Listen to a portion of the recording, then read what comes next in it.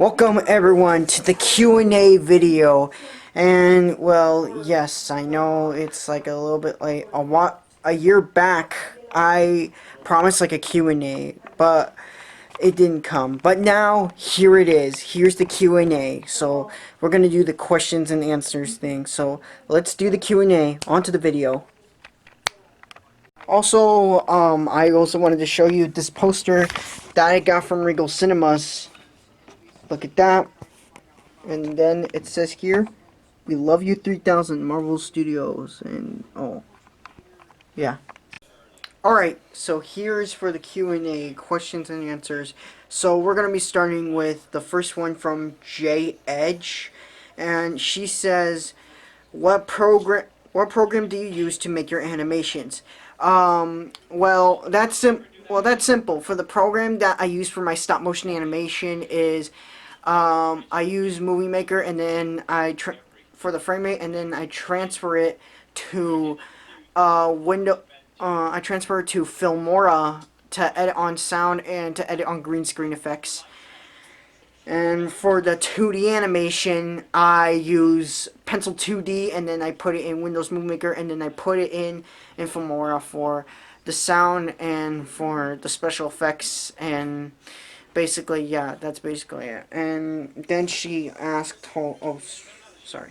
And then she asked, does your brother even help you with your channel? Yes, he does help me with my channel. He does help me with my channel a lot, and you know, we're like partners. I'd say only basically. a little. Well, only a little, but he still helps me with my channel.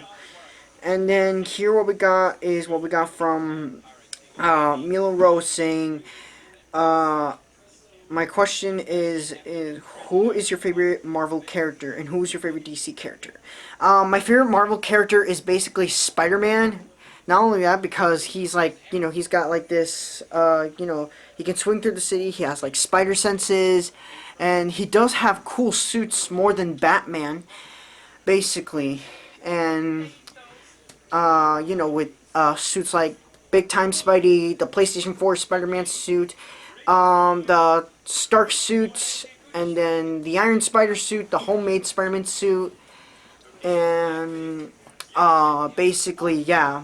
And my favorite DC character is Batman, basically Batman, because he has like these cool suits, and he's like a billionaire rich boy, Bruce Wayne, someone that, you know, you can relate to, where Bruce Wayne, he's not like your ordinary rich boy, unlike Tony Stark. Well, Tony Stark, he's also not your ordinary rich boy as well. Where, you know, he's nice to other people, he helps homelesses, and at night he becomes Batman. And you know, basically Batman is like this dark and mysterious character, and you know, Batman is like you know, he's like, I am vengeance. I am the night. I am Batman. yeah. And you know, and plus he gets to be played by actors like Michael Keaton, Val Kilmer, George Clooney, George Clooney, Christian Bale, Ben Affleck, Kevin Conroy, and others. Like Kevin Conroy, he's like one of my favorite voice actors for Batman, and one of my favorite voice actors for Spider-Man is like Ryan Ramino or Josh Keaton, since they both did a really great job capturing Spider-Man, where, you know, he's like a teenager and everything. And plus, Spider-Man is even more than you can relate to, like unlike Bruce Wayne and Tony Stark. You know, like Peter Parker, the guy who you can relate to. Like, he's having money problems, and he's having problems getting a girlfriend, and having problems getting a girlfriend, and even and even have problems at school, where he's trying to get his grades up. He's trying not to be late, and basically, yeah, you know, Spider-Man. And basically, with great power comes great responsibility, and basically that's what his uncle told him. Alright, so next question. Next question what we have from Haley Sandberg saying, what got you into Marvel movies? What got me into Marvel movies is when I was at a daycare or like a preschool, and there I was, I saw the TV screen, and it played the first Sam Raimi Spider-Man trilogy, and that's what got me into Marvel movies. That's what got me watching to the X-Men movies, the Blade movies, Blade movies, and of course the MCU, with the MCU coming around, because not only does it have, like, it's great characters, and it's great, with great movies, and it's great characters with, well, of course, with great characters, and because of how it explains very well with great storytelling and with great characters.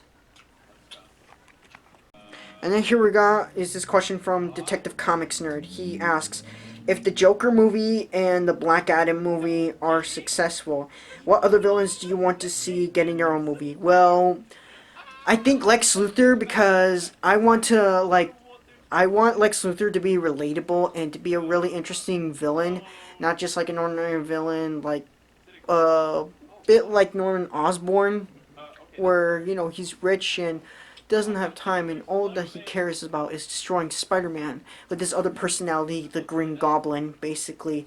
With Lex Luthor, I want him to be a bit more relatable, unlike the Jesse Eisenberg Lex Luthor. And of course, I want to see a Catwoman movie. Now, we did get a Catwoman movie starring Halle Berry, but that movie basically just sucked with poor storytelling, poor acting, bad CGI that looks unfinished, and that currently looks like an unfinished PlayStation 1 or PlayStation 2 video game, and a terrible story, and not staying true to the source material of the comics. Yeah. Alright, so, final question from Joni Kenya. He says, in your opinion, what is the best and worst superhero film musical score? And thanks, 3000. Thanks, man. I mean, like, you're welcome. But my favorite musical score, like the best musical score, is like the Batman, the Tim Burton Batman movies, not the Joe Schumacher Batman soundtracks, although they did have great hip-hop soundtracks to make it hip for the kids, basically, and that Warner Brothers wanted Batman Forever and Batman and Robin to be quote-unquote kid-friendly. Well, for that, I think it would be, from the worst ones, would be Batman and Robin, since we don't like that.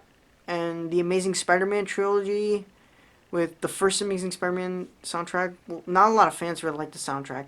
The soundtrack for the Amazing Spider-Man 2, I actually kind of like it, with the hip-hop music and the song Honest from Neighborhood. And yeah, I think Sam Raimi's Spider-Man trilogy and the Tim Burton Batman movies are much better than the soundtracks from Batman and Robin and the Amazing Spider-Man 2.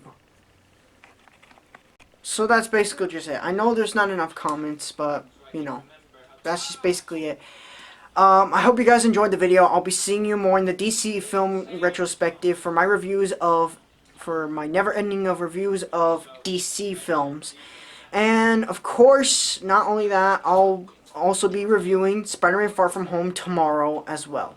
And not only that, I'll also be reviewing Spectacular Spider-Man. Yep. I'll be reviewing Spectacular Spider-Man, the best Spider-Man TV show that anyone watched. Yep. Anyways, I'm Nicolas. Thank you for watching, and I'll see you in the next video, so peace.